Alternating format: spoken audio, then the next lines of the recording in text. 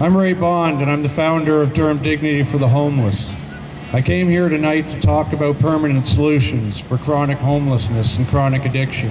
And as usual, I'm not going to shy away from telling it like it is. When it comes to implementing solutions for homelessness and addiction, we sure hear a lot of terms and catchphrases over the years. I want to touch on some of those terms tonight, and hopefully you'll have a better understanding of why I'm a supporter of abstinence. Our communities have been shifting towards the decriminalization of drugs for over a decade now, and we should probably start asking ourselves if looking the other way while our children kill themselves is in the best interest of the people and the environment. When I hear the concerns on social media about addiction and homelessness from Oshawa residents, I can totally understand the frustration. I remember when I first started researching about homelessness and addiction, and I caught a glimpse of the so-called solutions our local politicians had to choose from.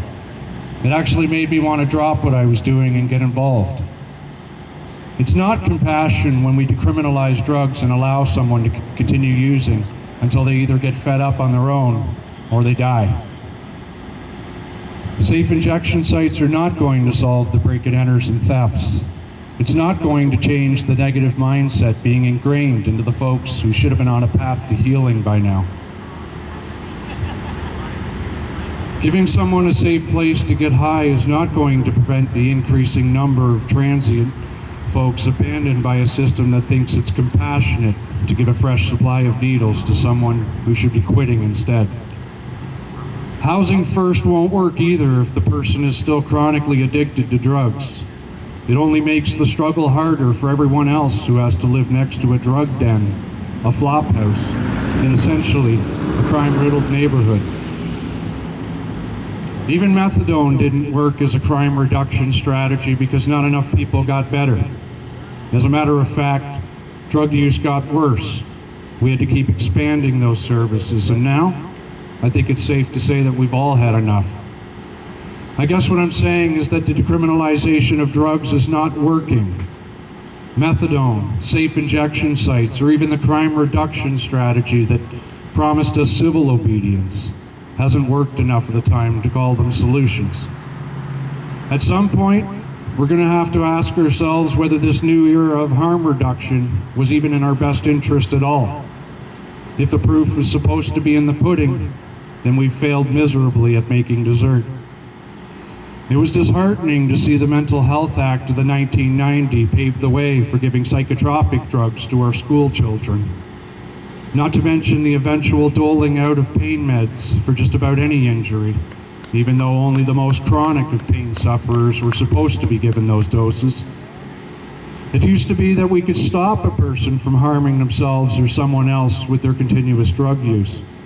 But then harm reduction enthusiasts convinced us it was discriminatory to criminalize the behavior of drug addiction, thus taking away the only legal means we had to force them to get the appropriate help they needed. In order to stop someone from hurting themselves or the environment, possession of illegal drugs needs to be enforced. This means we have to revert back to criminalizing drug use so that we can force our loved ones to get the help that they deserve. When I say force, I mean that we can't just sit around and wait for our chronically addicted homeless population to get tired of selling their bodies, selling drugs, stealing, or coming up with other hustles in order to get another fix. We need to find a compassionate way to stop folks from harming themselves and the rest of the environment. When I say we need to revert back to criminalizing the behavior, what I'm saying is that we need the legal authority to force a chronically addicted person to get the help that they deserve. But that help has to be about abstinence, detoxification, and healthy eating. Otherwise, it's just forced medication. We need a drug diversion court to offer our chronically addicted population an option to go to drug treatment instead of going to jail, which means we also need to start building treatment centers for them to go to. These treatment centers need to be abstinence-based facilities with a goal of getting folks off all drugs, including the methadones, the Seroquels, and the diazepines. Some of you might think that building a small army of abstinence-based treatment centers would be expensive, but I ask you to consider how much the problem is costing us right now. We are spending a fortune on police, ambulance, fire, prisoner transfers, correctional costs, probation officers, shelters, food banks, security, increased insurance, mental health services, and more, either from the accidents, assaults, rooming house fires, robberies, petty crimes, overdoses, and let's not forget all those deaths.